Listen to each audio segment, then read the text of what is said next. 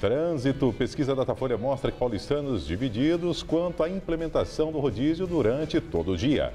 Depois da crise no Cantareira, agora a Sabesp anuncia que usará a água do volume morto do sistema Alto Tietê.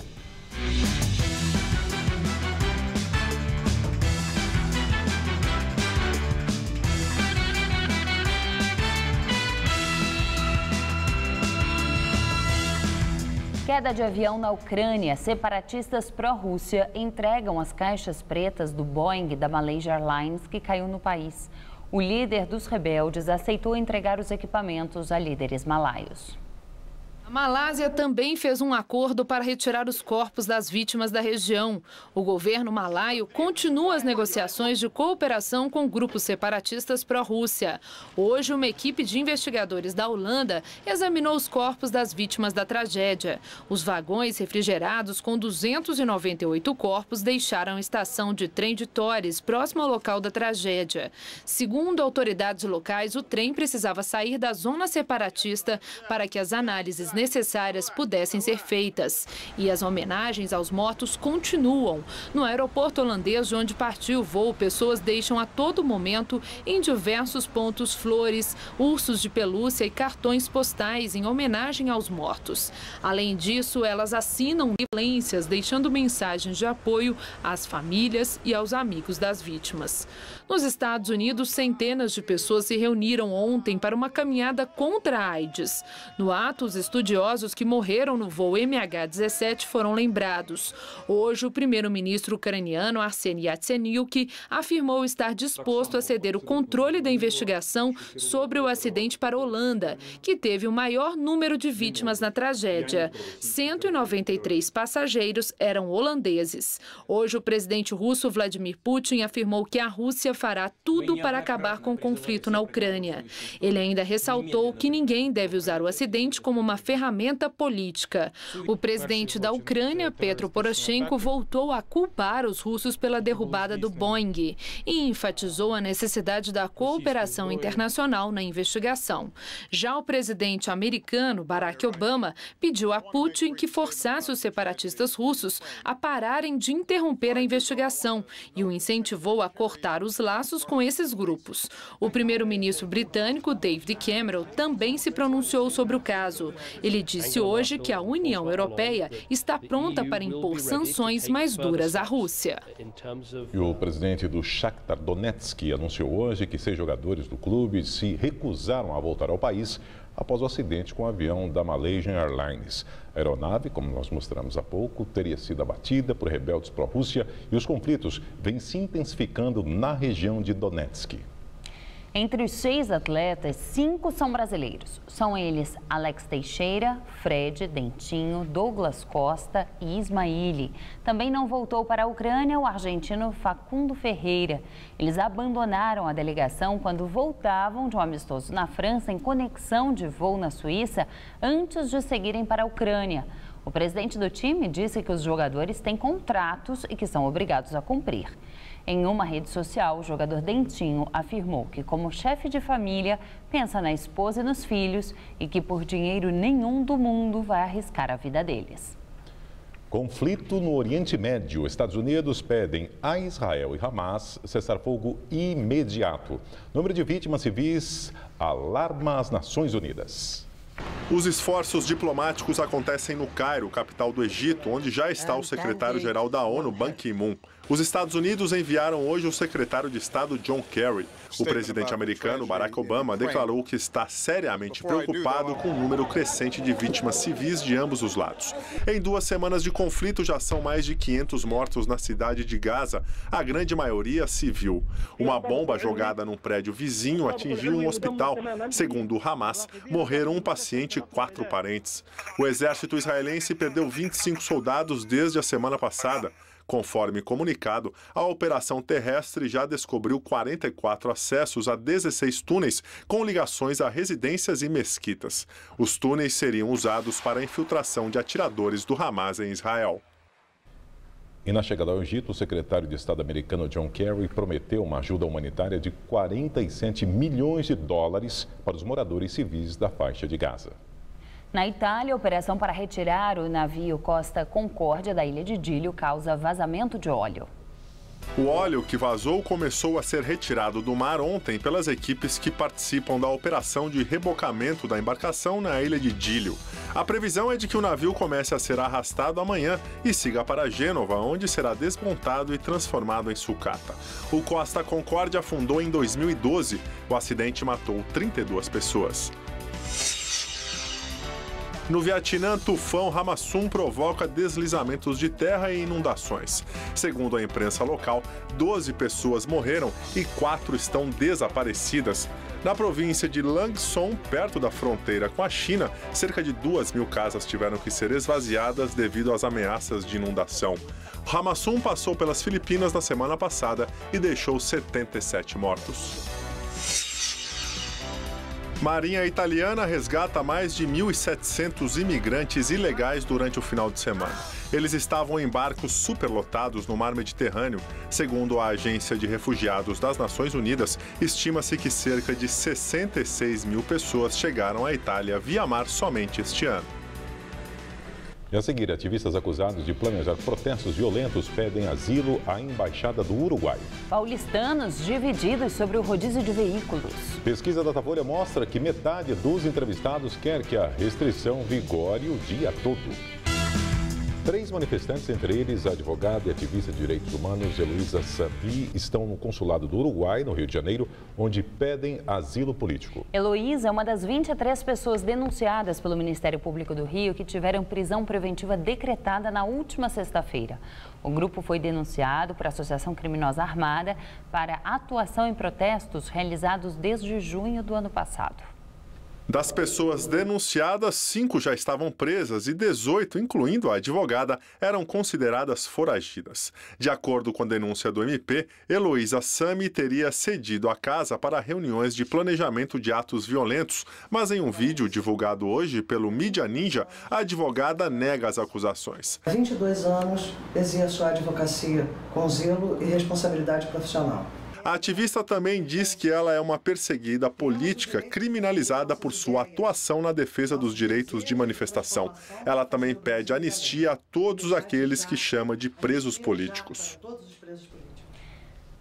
Agora à noite, a deputada Janeira Rocha do PSOL disse que o consulado do Uruguai, no Rio de Janeiro, negou asilo político aos 3 acusados de atos violentos que pediram ajuda ao órgão. Segundo ela, a cônsul Miriam Fraschini Chalar negou o apoio, alegando que não existe asilo consular. Família de vigilante que morreu após omissão de socorro na porta de um hospital particular em Itaquera vai processar a instituição de saúde. Eles vão pedir uma indenização de R$1,5 milhão. Nelson França faleceu na quarta-feira passada. No escritório do advogado, a família contou que foi avisada de madrugada que Nelson França, de 48 anos, estava no hospital. Chegamos lá, nos deparamos com essa surpresa. Eles falaram que ele estava morto. E um médico falou para mim que ele teve um mal súbito, não no hospital, que ele já chegou lá morto. Foi quando uma funcionária revelou detalhes do que tinha acontecido. Ela olhou para mim e falou assim, você sabe o que aconteceu, né? Falei, como assim aconteceu? Ele morreu. Não, mas você não está sabendo da história? Eu falei, que história? Olha, era para ele estar vivo. Como assim era para ele estar vivo? Olha, houve uma omissão de socorro. Nas imagens gravadas com um celular, Nelson aparece caído no chão em frente ao Hospital Particular Santo Expedito, na Zona Leste, onde teria sido deixado depois de passar mal numa lotação. Nas imagens, Nelson agoniza durante quase 1 hora, bem perto da entrada do pronto-socorro. Testemunhas disseram que um enfermeiro impediu que o vigilante fosse socorrido. Discriminaram uma pessoa, um trabalhador do povo, porque não havia recursos ali, porque eles alegaram que ali só atenderia convênio e particular. Nelson teria perdido os sinais vitais e chegou a ser reanimado pelos bombeiros, mas morreu ao dar entrada no hospital municipal para onde foi levado e que fica a 3 quilômetros de onde ele estava. A polícia está ouvindo testemunhas no inquérito que investiga se houve omissão de socorro. Mas, paralelo a isso, a família anunciou que vai processar o hospital e os diretores e pedir uma indenização por danos morais e materiais no valor de R$1,5 milhão, além de uma pensão para os dependentes. Nelson deixou 3 filhos de 10, 12 e 14 anos, além de uma enteada, 2 sobrinhos, a mulher e uma cunhada doente. Todos moravam juntos numa casa de 2 cômodos na cidade de Tiradentes. E, segundo a família, eram sustentados pelo salário de R$ 2.700 que Nelson ganhava fazendo bicos como vigilante. Nós esperamos justiça em tudo, que o hospital seja responsabilizado, a diretoria do hospital, os funcionários, eles têm que ser responsabilizados por ter cumprido ordem absurda. A ordem absurda não se cumpre. A Prefeitura estuda a ampliação do rodízio de veículos em São Paulo. Pesquisa Datafolha, divulgada hoje, aponta que os paulistanos estão divididos sobre o assunto. Se é consenso considerar o trânsito de São Paulo difícil e um dos principais problemas da cidade, uma solução divide opiniões. Durante a Copa do Mundo, a capital teve por 5 vezes rodízio ampliado, ou seja, o dia todo e não apenas no horário de pico, para determinadas placas. Vai resolver? Foi feito algum estudo técnico para esse fim? Acho que precisa analisar antes de fazer o rodízio, né? Eu acho que fica completamente inviável. O que tinha que fazer, na verdade, era tirar esse monte de faixa de ônibus, que você vê, às vezes, um ônibus numa faixa e 2 filas de carros gigantescas, isso não resolve o problema. Para mim, assim, em termos pessoais, não afeta, porque eu realmente não uso o carro no dia do rodízio. Eu incorporei, acho que é a ideia do rodízio, né? Mas, assim, há outras pessoas que são afetadas e o transporte público não dá conta. Pesquisa Datafolha, feita nos dias 15 e 16 de julho, com 1.047 pessoas, mostrou que 49% dos paulistanos apoiam a medida e 45% são contrários, que na prática significa empate técnico. A Prefeitura de São Paulo usou a Copa do Mundo para testar a medida e considerou o resultado positivo. Embora o governo veja como favorável a ampliação do rodízio para o dia todo, afirma que ainda não tomou uma decisão sobre o assunto. Outra opção seria estender a área de rodízio para 371 quilômetros de vias fora do centro expandido. A pesquisa apontou 61% dos moradores da cidade a favor desse formato. Mais um cenário seria o rodízio em 2 dias da semana, em vez de um como é hoje. Segundo o levantamento do Datafolha, também há empate técnico, metade contra e metade a favor. O que o paulistano indica não querer realmente é um pedágio urbano para quem for circular de carro no centro da cidade. 79%, de acordo com a pesquisa, são contra. A gente já paga tanto imposto, eu acho que a gente tem que ter qualidade no transporte sem ter que pagar mais alguma coisa. O prefeito Fernando Haddad pede licença do cargo por 5 dias. Segundo a Prefeitura, o afastamento de Haddad vai até sexta-feira e acontece por motivos particulares. A vice-prefeita Nádia Campeão, que vai responder pelo cargo durante a ausência de Haddad, disse que ele tirou os dias para descansar. Na última sexta-feira, pesquisa Datafolha mostrou que 47% da população de São Paulo avalia o governo de Fernando Haddad como ruim ou péssimo, o pior índice de rejeição desde que ele assumiu o cargo, há 1 ano e meio. 37% acham a gestão regular. Apenas 15% atribuíram o conceito ótimo ou bom ao governo do petista. 8 telecentros voltaram a funcionar hoje em São Paulo. Foram aproximadamente 4 meses sem serviço. De 291 unidades, 202 devem ser reativadas, segundo a Prefeitura. Bastou o telecentro ser reaberto para a sala de informática ficar cheia. Este funciona em parceria com a Associação Assistencial da Vila Medeiros, na zona norte da capital.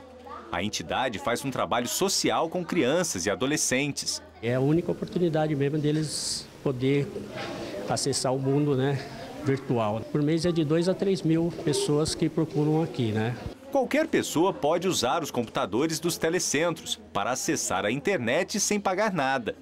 Por enquanto, só este serviço foi retomado.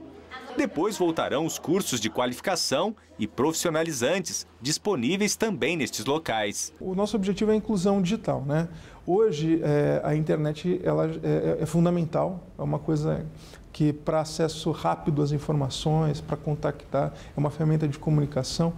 E muita gente, por uma série de razões financeiras, sociais, ainda não tem acesso aos mecanismos. Os telecentros fecharam as portas em abril, após problema na renovação de contrato com a empresa terceirizada que prestava o serviço para a prefeitura. Na época, eram 291 pontos na capital paulista. 8 telecentros devem funcionar ainda esta semana, mas a previsão da prefeitura é que chegue a 202 unidades. 69 vão funcionar em parceria com entidades assistenciais e religiosas. 80 vão funcionar nos céus e também nas bibliotecas espalhadas pela cidade. E outras 53 em prédios públicos que ainda serão definidos.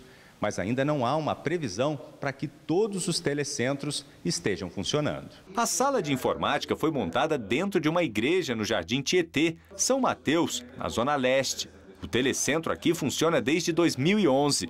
Luciana viu a porta aberta e logo veio obter informações sobre o reinício das atividades. Faz muita falta, né? Porque dá curso para as crianças, né?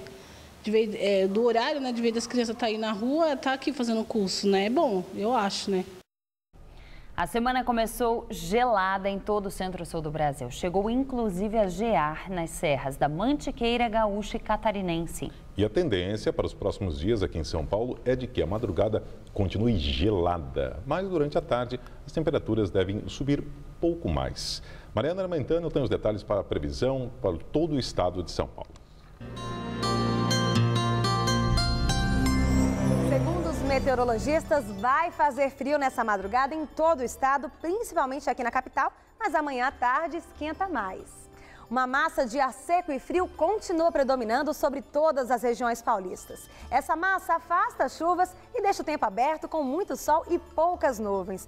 Amanhã as temperaturas durante a tarde sobem mais em relação a hoje e já dá até para sentir calor em algumas cidades do interior. Mas de madrugada vai fazer frio. Mínima de 14 e máxima de 29 graus amanhã em Presidente Bernardes e também em Votuporanga. Na faixa leste pode haver névoa ao amanhecer por causa do frio da madrugada. O dia vai amanhecer com apenas 11 graus em São José dos Campos. Aqui na capital a sensação de frio diminui durante a tarde. Frio mesmo só à noite e de manhãzinha. Amanhã, mínima de 12 e máxima de 25 graus. Na quarta, esquenta um pouquinho, máxima de 26. E a quinta-feira tem mudanças. A máxima fica em 25 graus, mas deve voltar a chover com a chegada de uma frente fria. Crise no abastecimento em São Paulo. Depois do Cantareira, Sabesp anuncia que pretende utilizar também o volume morto do sistema Alto Tietê. Segundo a Sabesp, o plano é retirar a água da reserva técnica da represa de Biritiba e transferir para Jundiaí. O processo deve começar em agosto. A empresa pretende bombear 25 milhões de litros do volume morto para o sistema, que é o segundo maior da Grande São Paulo. O sistema Alto Tietê é formado por 5 represas e atualmente está com 22,4% de sua capacidade. Em dezembro do ano passado, foi acionado para auxiliar o sistema Cantareira, que já está utilizando o volume morto desde maio. Há pouco mais de 10 dias, o agendamento de consultas nas 2 unidades do Hospital Veterinário Público de São Paulo passou a ser feito somente por telefone. O objetivo da medida é diminuir as filas para obtenção de senhas nos hospitais do Tatuapé, na Zona Leste, e do Tucuruvi, que funciona desde o começo do ano na Zona Norte. Os usuários do serviço mantido pela Prefeitura dizem que há demora no atendimento das ligações, mas elogiam o tratamento oferecido. Na unidade da Zona Leste, às 8 da manhã, Janete já estava aflita, esperando pela cirurgia de retirada de pedras da bexiga da cachorrinha Meg, de 6 anos. Apesar da complexidade do caso, ela explica que não precisou esperar muito entre o agendamento e a operação. O atendimento por telefone é uma forma mais eficaz de o animal ficar menos estressado. Já está agendado, não precisa passar a noite, né? Você vem naquele horário determinado e fica tudo resolvido. O serviço de agendamento começou a funcionar no dia 10 de julho. Antes, as pessoas madrugavam para conseguir uma senha e ainda precisavam retornar para confirmar a consulta. Agora, tudo é feito por telefone e marcado para o próximo dia útil. Mas tem gente que prefere o método antigo, como garantia de consulta. A primeira vez que eu fui de madrugada, eu cheguei lá por volta das 3 da manhã. E como eu sabia que era 30 atendimentos, eu fui o 5º, então eu já tinha certeza que ia ser atendido. Então, para mim, não houve problema passar a noite na porta para ser atendido, para garantir o atendimento dela. Nick tem 14 anos e está com câncer de mama. Em clínicas particulares, o tratamento dela poderia ultrapassar R$4.000. Na última quinta-feira, Luzia tentou marcar a consulta para cada linha, mas as linhas estavam ocupadas. E mesmo precisando de mais de um telefone para conseguir o agendamento, ela não reclama. Na sexta eu falei, então vamos pegar 3 telefones que é garantido, né? A gente ficou tentando uma meia hora assim, aí atendeu. O atendimento por telefone agenda 60 consultas por dia nas 2 unidades do Hospital Veterinário Público de São Paulo, 30 para cada uma. O objetivo é aumentar a quantidade de linhas telefônicas para o atendimento, mas ainda não há uma expectativa de ampliação no número de consultas. Somando consultas, emergências e retornos clínicos, os profissionais atendem cerca de 200 animais por dia. Devido a essa demanda e a quantidade de reclamações que a gente tinha, a gente junto com a secretaria optou por mudar as senhas por telefone para facilitar essas pessoas que têm que vir até o serviço.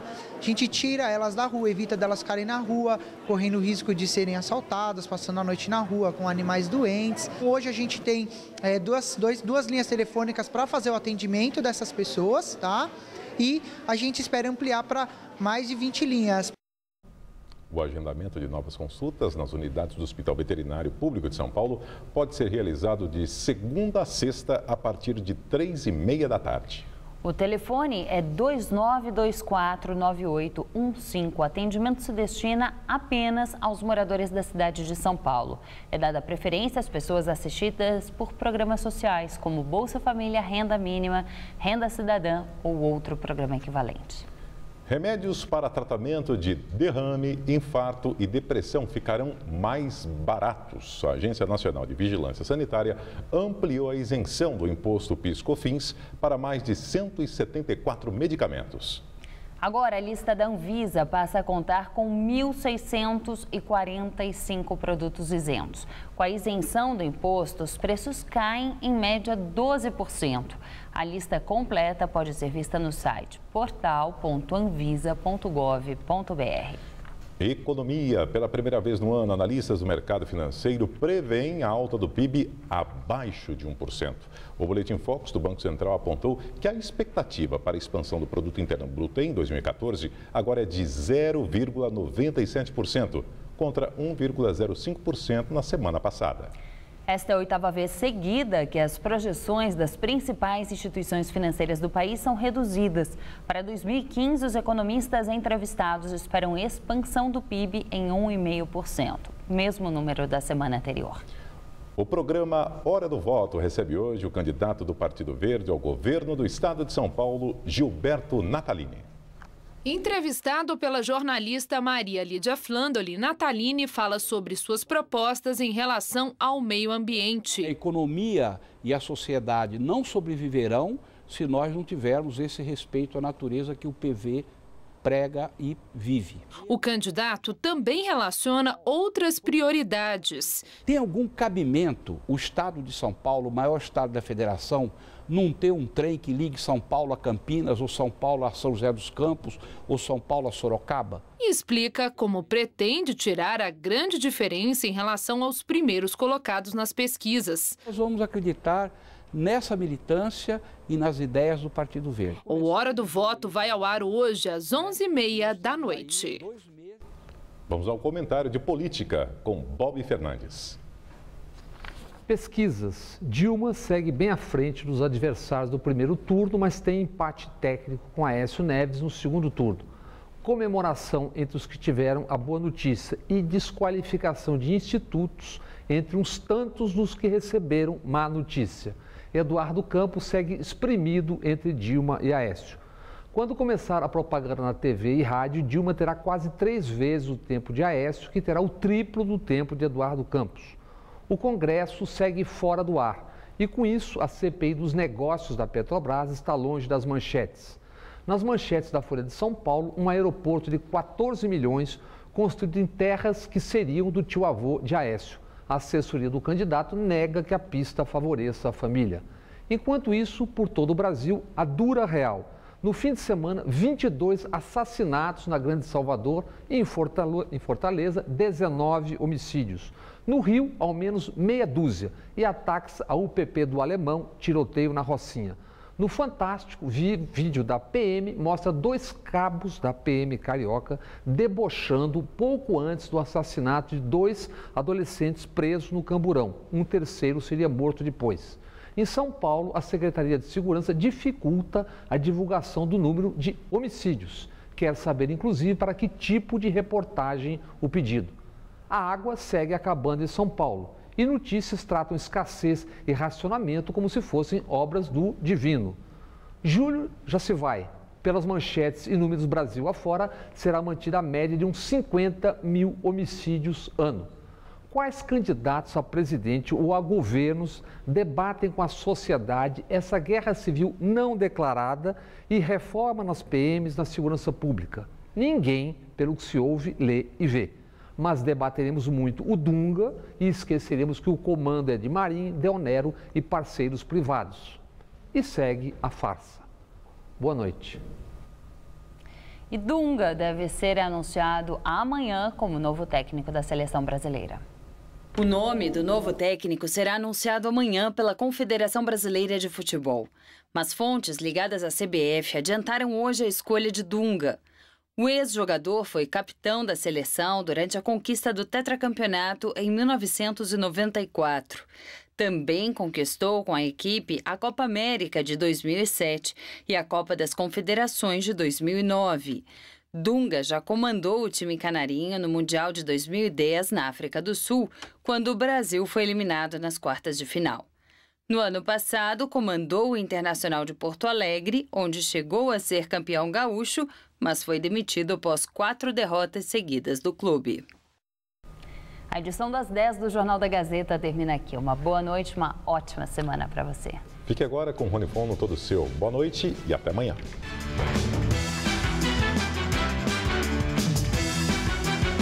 Maria Lídia entrevista Gilberto Natalini, candidato ao governo de São Paulo em Hora do Voto. Hoje, 11h30 da noite. Assista agora. Todo Seu.